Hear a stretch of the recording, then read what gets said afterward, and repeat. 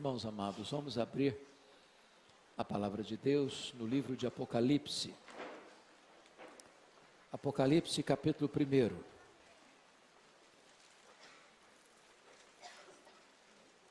Apocalipse capítulo 1. Vamos ler todo este capítulo.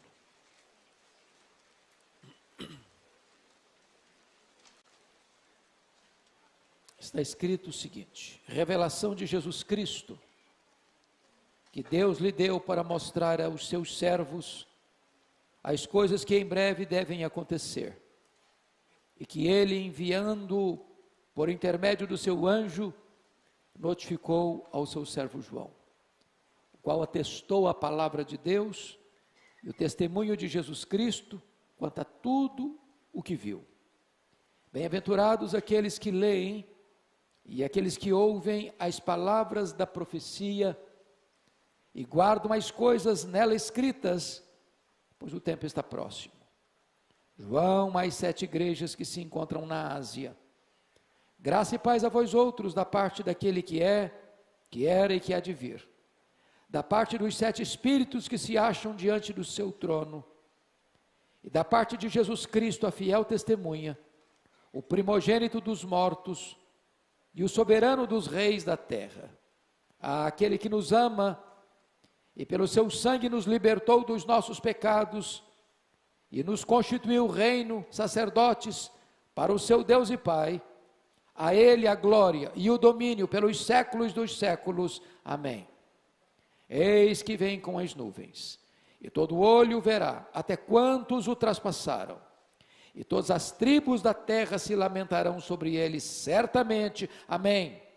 Eu sou o Alfa e o Ômega, diz o Senhor Deus, aquele que é, que era e que há de vir, o Todo-Poderoso.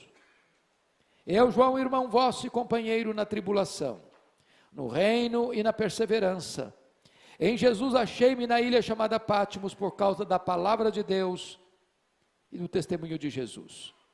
Achei-me em espírito no dia do Senhor, e ouvi por detrás de mim grande voz, como de trombeta, dizendo: o que vês, escreve em livro, e manda às 7 igrejas: Éfeso, Esmirna, Pérgamo, Tiatira, Sardes, Filadélfia e Laodiceia. Voltei-me para ver quem falava comigo, e voltado vi 7 candeeiros de ouro, e no meio dos candeeiros um semelhante a filho de homem, com vestes talares, e cingido à altura do peito, com uma cinta de ouro. A sua cabeça e cabelos eram brancos como alva lã, como neve, os olhos como chamas de fogo, os pés semelhantes ao bronze polido, como que refinado numa fornalha, a voz como voz de muitas águas. Tinha na mão direita 7 estrelas, e da boca saía-lhe uma afiada espada de 2 gumes. O seu rosto brilhava como o sol na sua força. Quando o vi, caí a seus pés como morto.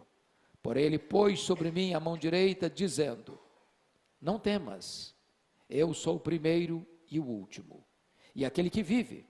Estive morto, mas eis que estou vivo pelos séculos dos séculos, e tenho as chaves da morte e do inferno. Escreve, pois, as coisas que viste, e as que são, e as que hão de acontecer depois destas. Quanto ao mistério das 7 estrelas que viste na minha mão direita, e aos 7 candeeiros de ouro, as 7 estrelas são os anjos das 7 igrejas, e os 7 candeeiros são as 7 igrejas. Amém. Meus amados irmãos, esse texto fala-nos da grandeza incomparável do nosso Redentor Jesus Cristo. E este livro, o livro de Apocalipse, foi escrito por João, quando foi deportado para aquela colônia penal, para aquela ilha vulcânica do mar Egeu, a ilha de Pátimos. O Império Romano já tinha um bom tempo que estava dominando Israel. Jesus nasce sob o poder de César Augusto, Jesus morre sob o poder de Tibério César, depois vem o imperador Calígula, depois vem o imperador Cláudio, depois vem o imperador Nero, quando começa a perseguição à igreja. Depois de Nero, Vem Vespasiano, que constrói o Coliseu Romano, aumentando ainda mais a pressão e a perseguição sobre a igreja. Depois de Vespasiano vem Tito Flávio. Depois de Tito Flávio vem o imperador Domiciano, chamado de o segundo Nero, o primeiro imperador a rogar para si o título de Senhor e Deus, e foi o imperador que deportou o apóstolo João, de Éfeso, capital da Ásia Menor, onde ele era pastor, para esta ilha vulcânica do Mar Egeu, esta colônia penal, a ilha de Patmos. Destacamos que a essas alturas, todos os apóstolos do Senhor Jesus Cristo já estavam mortos, e todos mortos pelo viés do martírio. João certamente já estava velho, ele está no final do primeiro século, eu estou falando por volta dos anos 96, e João, então, era o último representante do colégio apostólico, e ele é enviado para Patmos, certamente para morrer na solidão daquela ilha. É enviado para Patmos, certamente, para, num gesto simbólico, jogar a última pá de cal neste cristianismo tão sofrido. É levado para Patmos, certamente, para fechar-lhe as portas da terra e calar a sua voz. Mas, curiosamente, quando João vai descrever esta cena, ele não diz que foi enviado para lá por ordem de Domiciano. Diz o capítulo 1, versículo 9, que ele achou-se na ilha de Patmos por causa da palavra de Deus e do testemunho do Senhor Jesus Cristo. Ele entende que está ali não porque um homem que está no governo do mundo o persegue a igreja. Ele está ali porque a mão invisível da providência o dirigiu para lá. E quando se parecia que a igreja sofreria o golpe fatal de uma perseguição crudelíssima, diz a Escritura que Deus então, por meio do seu Filho Jesus Cristo, aparece para João naquela ilha e traz a ele a revelação das coisas que haveriam de acontecer. Então, eu quero chamar a sua atenção para nós olharmos nesse texto, quem é que João viu nesta ilha? Qual a grandeza do Filho de Deus que apareceu para ele, qual é a glória do nosso Redentor que surgiu naquela ilha para revelar a João as coisas que deveriam acontecer. E eu chamo então a sua atenção, que a visão que João tem de Jesus, não é aquela visão que ele estava acostumado a ter. A visão que João tinha de Jesus até então, era daquele que tinha nascido em Belém, tinha sido colocado numa estrebaria, tinha crescido em Nazaré, com as mãos calejadas de uma carpintaria, de um Jesus que era pobre, que não tinha onde reclinar a cabeça, de um Jesus que precisou de um barco emprestado para pregar, de um cenáculo emprestado para ministrar aos seus discípulos, de um jumentinho emprestado para entrar em Jerusalém. Ele estava acostumado a ver o Jesus que foi humilhado, desprezado, rejeitado, cuspido e esbordoado. Mas agora, o Cristo que ele está vendo, é o Cristo vitorioso, é o Cristo da glória, é o Cristo vencedor, é o Cristo todo-poderoso. E ele aqui neste capítulo 1, vai ter uma visão, primeiro, da pessoa gloriosa de Jesus Cristo, o nosso Senhor. Chama a sua atenção, com a Bíblia aberta comigo, para vermos a grandeza da pessoa de Jesus Cristo, que foi revelada a João na ilha de Patmos. Primeiro lugar, veja comigo o versículo 13. Quando João está nesta ilha, era um dia de domingo, ele escuta atrás dele uma voz como de trombeta dizendo: o que vês escreve em livro e manda às 7 igrejas, Éfeso, Esmirna, Pérgamo, Tiatira, Sardes e Laodiceia. Quando ele se volta para ver quem falava com ele, ele vê 7 candeeiros de ouro, e no meio dos candeeiros, um semelhante a filho de homem, e está escrito com vestes talares, e cingido à altura do peito, com a cinta de ouro.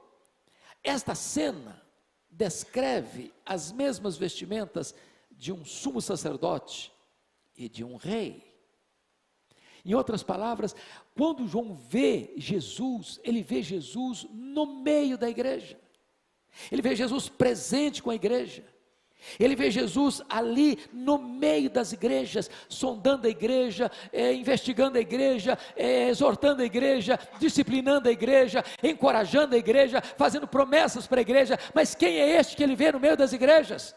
Ele vê-o como grande sumo sacerdote, Ele vê Jesus como Rei dos Reis e como Senhor dos Senhores. Ele vê Jesus na escrita aí, com as 7 estrelas na sua mão, a liderança da igreja na sua mão. Ele vê Jesus vitorioso, poderoso, glorioso, que tem uma palavra para cada igreja da Ásia. A igreja de Éfeso diz: eu estou te elogiando, porque você não tolera os falsos apóstolos, os falsos mestres. Eu tenho, porém, uma coisa contra ti: tu abandonaste o teu primeiro amor. Ele olha para a igreja de Esmirna e diz: eu conheço a tua tribulação, a tua pobreza, mas tu és rico, pobre na terra, rico no céu. Ele olha para a igreja de Pérgamo e diz: eu sei o lugar onde tu habitas, onde está o trono de Satanás, mas aí tem gente fiel, como Antipas, o meu servo, que morreu martirizado nessa cidade. Ele olha para a igreja de Tiatira e diz: eu conheço as tuas obras, e eu vejo que tu tens mais fé, mais amor, mais obras que outrora, mas eu tenho uma coisa contra ti, é que tu toleras essa falsa profetisa Jezabel. Ele olha para a igreja de Sardes e diz: você tem nome de que vive, mas você está morta. Tem alguns poucos aí que não contaminaram as suas vestiduras. Ele olha para a igreja de Filadélfia e diz: eu conheço as tuas obras, tu tens pouca força, mas eu coloquei diante de uma porta aberta, e a porta que eu abro, ninguém fecha, e a porta que eu fecho, ninguém abre. Ele olha para a igreja de Laodiceia e diz: eu conheço as tuas obras, nem quente nem frio tu és, porque tu és morno, eu estou a ponto de vomitar-te da minha boca. Ele está no meio da igreja, e ele conhece a igreja, porque ele é o sumo sacerdote, e ele é o Rei dos Reis. Essa é a primeira visão que João tem de Jesus. Mas vamos ver em segundo lugar. Olha comigo o versículo 14. A sua cabeça e cabelos eram brancos como a alva lã, como neve, e os seus olhos como chama de fogo. Preste bem atenção que João está usando um símbolo aí para retratar 2 atributos do Senhor Jesus Cristo. Primeiro, quando fala do cabelo branco como neve, está falando da sua eternidade. Ele é eterno. Ele não começou a existir quando ele nasceu em Belém. Ele chegou a dizer para os judeus: antes que Abraão existisse, eu sou. E João o apresentou como verbo eterno. No princípio era o verbo. Quando tudo teve um começo, ele já existia. Então ele é eterno. Aquele a quem adoramos nesta noite é o eterno Deus, aquele que junto com o Pai desfrutava de glória excelsa e eterna. Mas agora João no versículo 14 o vê olhos como de fogo. O que significa isso? Significa que ele é onisciente, que nada pode ficar oculto aos seus olhos. Ele conhece tudo, ele conhece todos, ele devassa tudo, ele investiga tudo, nada fica oculto diante dos seus olhos. Os seus olhos são como chamas de fogo. Esse Jesus que aparece para João é o Jesus que é o sacerdote supremo, é o Jesus que é o Rei dos Reis, é o Jesus que é o eterno e o Pai da eternidade, é o Jesus que sabe tudo, conhece tudo e a todos sonda. Mas veja ainda mais, confira comigo agora, por gentileza, o versículo 15: os pés semelhantes ao bronze polido, como que refinado numa fornalha, e a voz como voz de muitas águas. O que significa isso? Quando ele diz que os pés são como bronze polido, ele está falando da onipotência de Jesus. Ninguém resiste ao poder de Jesus. Ele esmigalha tudo e todos que se colocam contra ele. Na linguagem de Daniel capítulo 2, ele é aquela pedra não lavrada, que bate naquela grande estátua, cuja cabeça era de ouro, cujo peito era de prata, cujos quadris eram de bronze, cujas pernas e pés eram de ferro e barro. E quando esta pedra que representa Jesus e o seu reino, bate nos reinos deste mundo, tudo virá pó, porque ele diz que quando ele vier em glória, ele vai colocar todos os seus inimigos debaixo dos seus pés, e então ele será o Rei dos Reis, e o Senhor dos seus reis, dos senhores, e o seu reino será eterno. Ele é onipotente. Mas quando diz aí, notem vocês, por gentileza, que a sua voz é como voz de muitas águas, isso significa que ele é irresistível, que ninguém pode contra a sua palavra e a sua voz é poderosa, a sua voz despede chamas de fogo, a sua voz faz tremer o deserto, a sua voz despedaça os cedros do Líbano, a sua voz entra no seu coração, e é a voz poderosa, que muda, que transforma, que abre os seus olhos, que tira o tampão dos seus ouvidos, que penetra lá dentro de você, e arranca o seu coração de pedra, e lhe dá um coração de carne. É essa voz poderosa, é a voz do Evangelho, é a voz da sua palavra. Ele é é onipotente e Ele é irresistível. Mas confira comigo o versículo 16 agora. Tinha na mão direita 7 estrelas, e da sua boca saía-lhe uma afiada espada de 2 gumes. O seu rosto brilhava como o sol no seu fulgor. Quando diz, amados irmãos, que ele tinha na mão direita 7 estrelas, isso significa que ele é aquele que tem o controle da liderança da sua igreja. Ele é o cabeça da igreja, ele é o pastor da igreja, ele é o dono da igreja, ele é o edificador da igreja, e tudo está no controle dele. Quando diz, notem comigo, versículo 16, e da sua boca saiu-lhe uma afiada espada de 2 gumes, quer dizer, isso significa o seguinte: ele é vitorioso, ninguém pode detê-lo, ninguém pode derrotá-lo. Aliás, quando você lê nas escrituras sobre a questão da batalha do Armagedon, que muita gente pensa que vai ser uma região geográfica lá da Galileia, e se você chega lá, você percebe que o território é muito pequeno para pensar em todas as nações reunidas ali. Não é uma luta, uma guerra, onde vai ter 2 exércitos, o exército de Deus, o exército adversário, com armas, com canhões, com fuzis, com metralhadoras, ou com armas atômicas, etc e tal. Isso representa uma batalha final, e a única arma que será usada nessa grande batalha e da vitória triunfal é a espada que sai da sua boca. É por isso que a Bíblia diz que quando Jesus vier, ele vai derrotar o anticristo com o sopro da sua boca. Ninguém pode detê-lo, ninguém pode resisti-lo, ele é vencedor.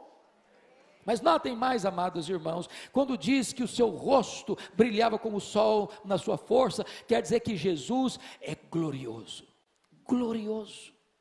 Tão glorioso que João, aquele que mais tinha intimidade com ele, que era capaz de reclinar a sua cabeça no peito dele, ao vê-lo em toda a sua majestade e glória, caiu como morto aos seus pés. Que coisa sublime, que figura extraordinária, que rei glorioso é o nosso Redentor.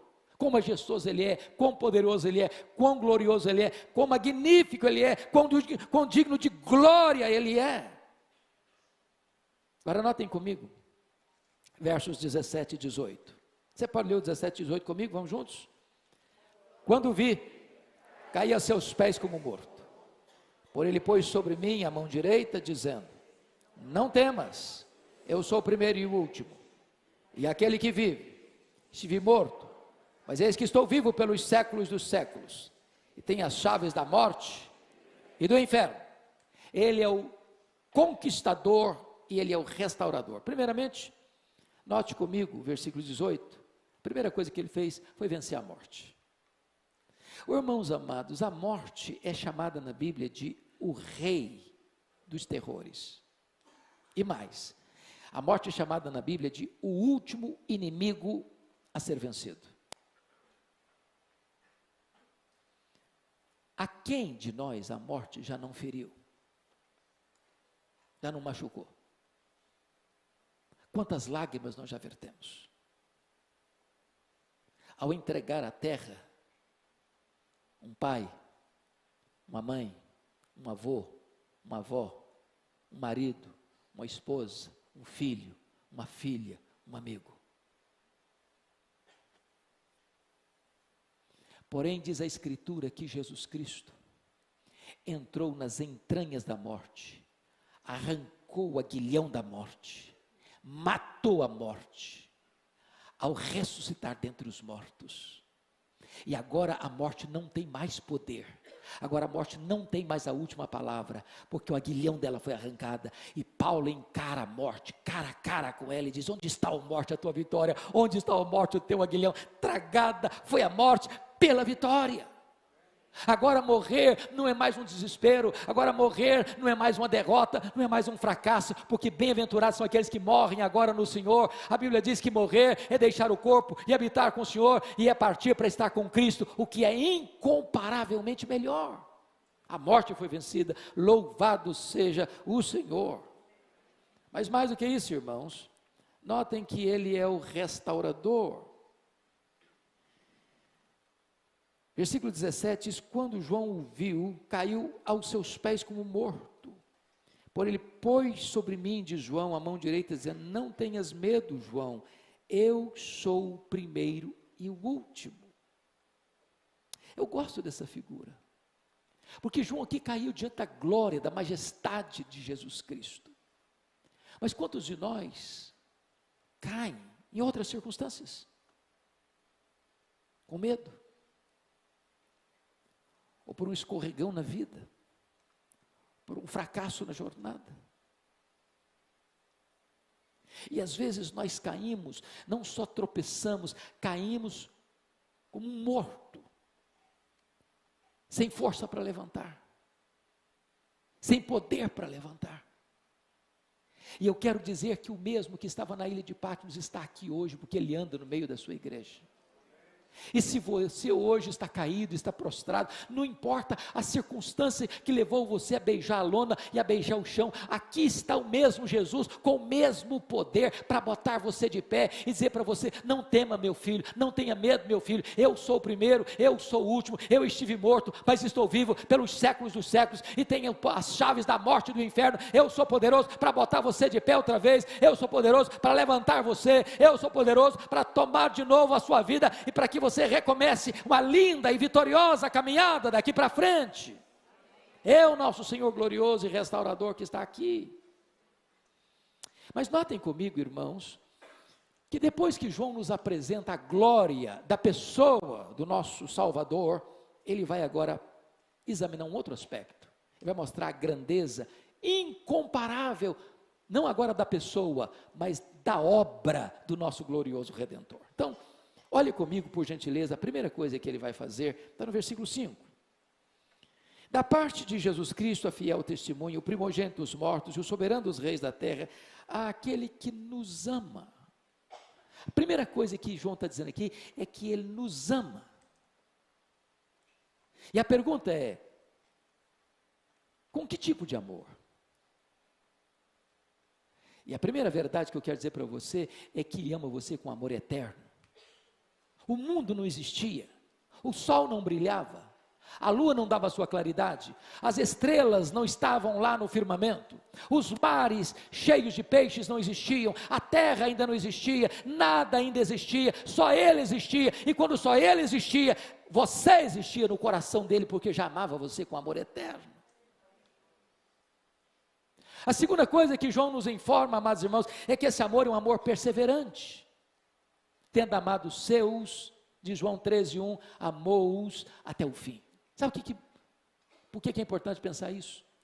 Porque às vezes você, ao ter um momento difícil na vida, ao ter um fracasso na vida, ao ter momentos de queda na vida, como aqueles discípulos tiveram, eles foram duros de coração, eles muitas vezes desobedeceram, e Jesus ensinava, e eles parece que não pegavam o ensino de Jesus, e eles foram fracassando, uma vez após outra, mas diz a Bíblia que Jesus amou-os, e amou-os até o fim. Jesus nunca vai desistir de amar você. Seu amor não só é eterno, seu amor é perseverante. Mas mais do que isso, o amor de Jesus Cristo por você é um amor incondicional. Ele amou você, apesar de você ser pecador. Ele amou você e provou esse amor por você, ao morrer por você quando você era pecador, quando eu era pecador, quando nós não merecíamos o seu amor. Ele nos amou, não porque viu em nós algo para ser amado, mas porque a natureza dele é amor, por causa dele mesmo. Ele nos amou. Mas ele nos amou ainda com amor sacrificial. Ele amou você e deu a sua vida por você. Essa é a primeira verdade que João apresenta da obra de Cristo. Mas vamos ver a segunda. Olha aí no versículo 5, na parte B está escrito assim: aquele que nos ama e pelo seu sangue nos libertou dos nossos pecados. Oh, irmãos, como isso é precioso. Ele não nos libertou dos nossos pecados pelo seu poder, pelos seus milagres, nem mesmo pelos seus ensinamentos. Ele nos libertou dos nossos pecados pelo seu sangue. Ele morreu pelos nossos pecados. Ele morreu no nosso lugar, ele morreu em nosso favor, ele morreu como nosso substituto, ele morreu como nosso fiador, ele morreu como nosso representante, ele morreu a nossa morte, ele morreu por nós, para que nós pudéssemos viver e viver eternamente. Ele sofreu em si mesmo o golpe da lei, ele bebeu o cálice amargo da justiça de Deus, que devia cair sobre a minha cabeça e a sua cabeça. Então ele sofreu o golpe que você e eu devíamos sofrer. Ele morreu para nos libertar dos nossos pecados. Você não precisa ser escravo mais do pecado, porque ele morreu para libertar você dos seus pecados. Mas ainda, o que mais você pode perceber nesse texto? Veja você, versículo 6, como ele liberta você e honra você agora.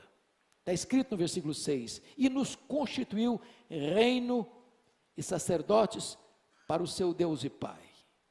Isto é glorioso, porque agora você foi constituído por ele como sacerdote. Sabe o que significa isso?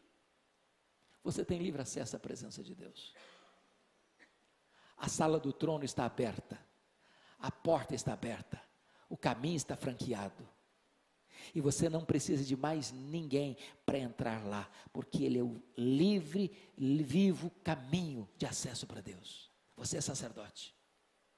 Mas mais do que isso, você estava morto aos seus delitos e pecados, e você agora não só é sacerdote, você é rei, você entrou para um reino espiritual, você foi constituído reino, você vai reinar com ele. Você vai estar em tronos com ele, você vai julgar com ele o mundo, os anjos. Você foi colocado numa posição de exaltação com ele. Aliás, ele salvou você e ele fez você assentar com ele nas regiões celestes, acima de todo principado e potestade. É essa posição que ele colocou você. Mas mais do que isso, confira comigo agora o versículo 7. O que ele veio fazer para a igreja? Ele voltará para a igreja. Olha o versículo 7. Eis que vem, leia comigo o 7. Eis que vem com as nuvens, e todo olho verá, até quantos o traspassaram, e todas as tribos da terra se lamentarão sobre ele, certamente. Amém. Ele voltará para você, pessoalmente, visivelmente, audivelmente, repentinamente, inesperadamente, inescapavelmente, gloriosamente, vitoriosamente, triunfantemente. Ele voltará, e voltará para buscar a sua igreja, e voltará para que os mortos ressuscitem com um corpo imortal, poderoso, glorioso, espiritual, celestial, semelhante ao corpo da glória do Senhor Jesus. Voltará para que os vivos que estiverem sejam transformados e arrebatados para encontrá-lo nos ares, e assim diz a Bíblia, estaremos para sempre com o Senhor. Louvado seja Deus. Mas agora, amados, eu gostaria que nós olhássemos o último ponto dessa meditação. João aqui nos apresentou a pessoa gloriosa e a obra gloriosa. A pergunta é: que implicação tem isso? Que implicação tem isso para você e para mim hoje? Então vamos ver. Primeiro,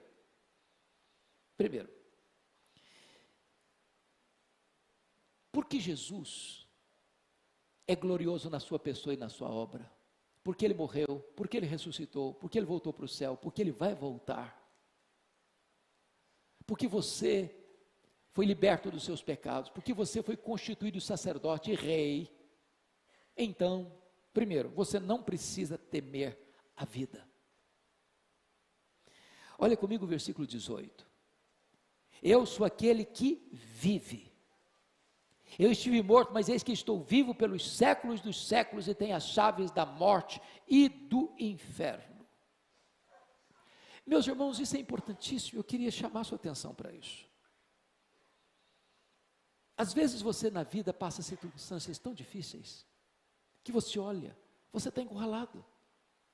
João estava encurralado, João estava na ilha de Patmos, João estava numa colônia penal, João estava isolado da igreja, João estava completamente ilhado, todas as portas estavam fechadas para ele. O ponto de vista humano é de temor, é de medo, é de desespero. Parece que o que restava para ele era uma morte na solidão. Parecia que o poder opositor ao evangelho estava ganhando de goleada. Parecia que o inimigo estava prevalecendo em todas as frentes, em todas as áreas. Parecia que a igreja estava acuada e derrotada e fracassada e empobrecida e completamente fragilizada. Quando o homem parecia que estava dominando, quando o diabo parecia que estava ganhando todos os rounds da luta, Deus muda a cena. Deus reverte o quadro.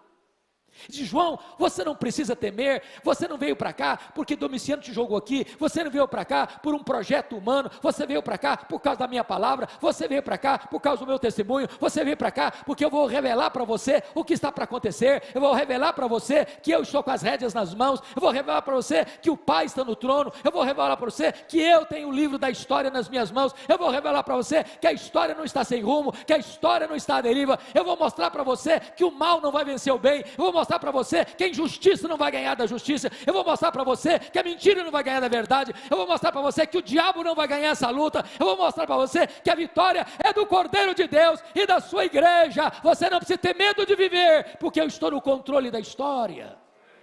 Que verdade bendita, irmãos, que verdade bendita. Segundo lugar, que implicação tem o fato de você saber que Jesus é glorioso, sua obra é perfeita? Segundo lugar, você não precisa ter medo da morte. Olha comigo, versículo 17 e 18. Leia comigo de novo, versos 17 e 18. Vamos juntos.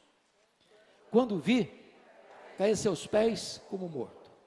Por ele pôs sobre mim a mão direita, dizendo: não temas, eu sou o primeiro e o último, e aquele que vive. Estive morto, mas eis que estou vivo pelos séculos dos séculos, e tenho as chaves da morte e do inferno. Sabe o que ele está dizendo? Eu não sou aquele que esteve vivo e está morto. Eu sou aquele que esteve morto e está vivo pelos séculos dos séculos. Eu atravessei por este vale escuro da morte, e eu venci a morte, e eu matei a morte, e eu arranquei o aguilhão da morte. A partir de agora, João, ninguém mais precisa ter medo de morrer, porque eu sou a ressurreição e a vida. Aquele que crê em mim não morrerá eternamente, passou da morte para a vida. Oh, irmãos amados, que verdade preciosa e bendita é esta. Ele é o primogênito dos mortos, ele é o primeiro da fila. A morte não tem mais a última palavra. Sabe o que vai acontecer com a morte?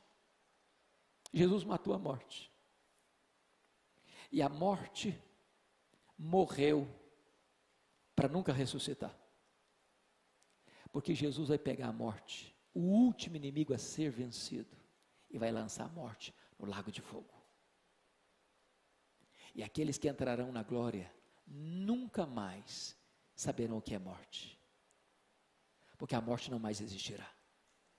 Você não precisa ter medo da morte mais. Terceiro lugar, quais são as implicações? Você não precisa ter medo da vida, você não precisa ter medo da morte. Terceiro lugar, você não precisa ter medo do futuro desconhecido. Olha comigo o versículo 1. Revelação de Jesus Cristo, que Deus lhe deu, para mostrar aos seus servos as coisas que em breve, repetem comigo, o que vai acontecer? As coisas que em breve devem acontecer. Bom, acho que qualquer pessoa minimamente entendida da língua portuguesa sabe que este verbo devem acontecer não é que talvez aconteça, nem que podem acontecer, mas que devem acontecer. Se alguma coisa deve acontecer, qual a conclusão que você chega? Que o futuro está nas mãos de quem? Desse que está dizendo, deve acontecer. Não pode acontecer apenas, deve acontecer, vai acontecer. Ninguém pode impedir que aconteça. Por que João está dizendo isso? Ele está escrevendo para uma igreja que está sendo massacrada, para uma igreja que está sendo perseguida, para crentes que estão sendo crucificados, para crentes que estão sendo queimados vivos, para crentes que estão sendo jogados nas arenas para serem mordidos e estraçalhados pelas feras. Ele está dizendo para a gente que está passando momentos de agrura. Ele está dizendo o seguinte: olha, não precisam temer, o futuro está nas mãos de Jesus, o livro da história está nas mãos de Jesus. Ele venceu para abrir o livro, desatar os seus selos. Então o futuro desconhecido não é acaso, não é apenas a ação do mal, Jesus é quem está no controle, é Ele quem está no controle, é Ele quem está levando a história para uma consumação final, e nessa consumação final, a vitória de Cristo e da sua igreja. Você não precisa ter medo do amanhã, você não precisa ter medo do futuro. Mas finalmente, eu termino aqui. Você não precisa ter medo da vida, você não precisa ter medo da morte, você não precisa ter medo do desconhecido. Em último lugar, você não precisa ter medo da eternidade. Olha o versículo 18 comigo. E aquele que vive, eu estive morto, mas eis que estou vivo, até quando? Pelos séculos dos séculos. Lá na eternidade, vastíssima e insondável, Ele estará conosco. Quando os séculos, quando os milênios rolarem pelas dobras do futuro, quando nós mergulharmos nessa imensidão insondável da eternidade, Ele, Jesus, estará lá. Estará lá conosco. Você não precisa ter medo. A sua eternidade não vai ser do desconhecido, não vai ser de tormento, vai ser de gozo inefável. Você estará lá com Ele, sem lágrima, sem pranto, sem dor, sem luto. Você estará lá com Ele, não numa rotina enfadonha, mas você desfrutará da presença dEle, da comunhão com Ele, fruindo a glória dEle, reinando com Ele, desfrutando das venturas, da bem-aventurança eterna, servindo a Ele pelos séculos dos séculos dos séculos dos séculos. Você não precisa ter medo da eternidade, Ele será o centro desta eternidade. E eu quero concluir dizendo o seguinte: quando João viu o glorioso Salvador na sua glória e majestade, ele caiu aos seus pés. A pergunta é esta: e você? O que tem feito diante deste glorioso Redentor? Você tem se curvado também aos seus pés? Você tem se rendido a Ele? Você tem ficado extasiado com a glória dEle? Você tem experimentado o poder da sua mão sobre você, dizendo: meu filho, você não precisa ficar com medo, eu sou o primeiro e o último. Eu estive morto, mas estou vivo pelos séculos dos séculos. Eu tenho nas mãos as chaves da morte e do inferno. Descanse o seu coração, confie em mim, eu estou no controle. Curva a sua fronte, por favor, nós vamos orar.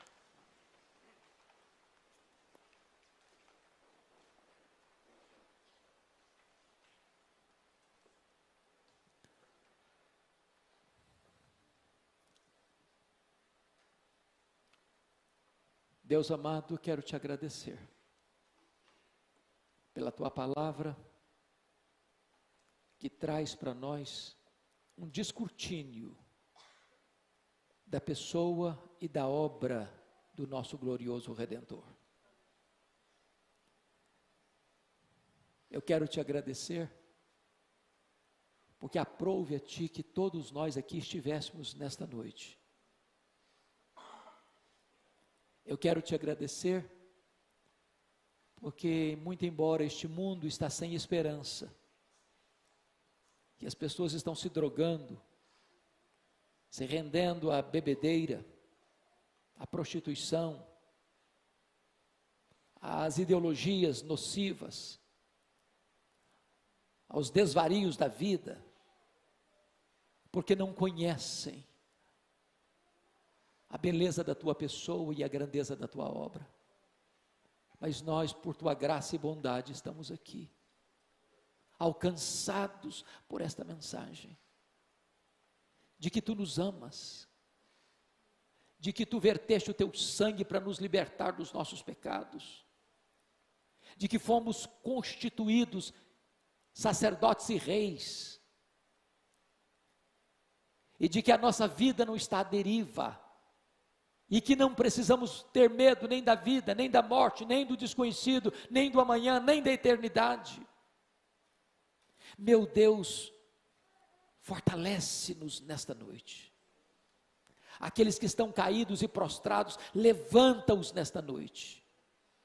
E permita, meu Deus, que esta igreja, como agência do teu reino, nessa cidade, nessa nação e no mundo, se levante com ousadia, com graça, com urgência, com senso de urgência e no poder do Espírito Santo, para levar esta mensagem aos mais longínquos rincões do mundo.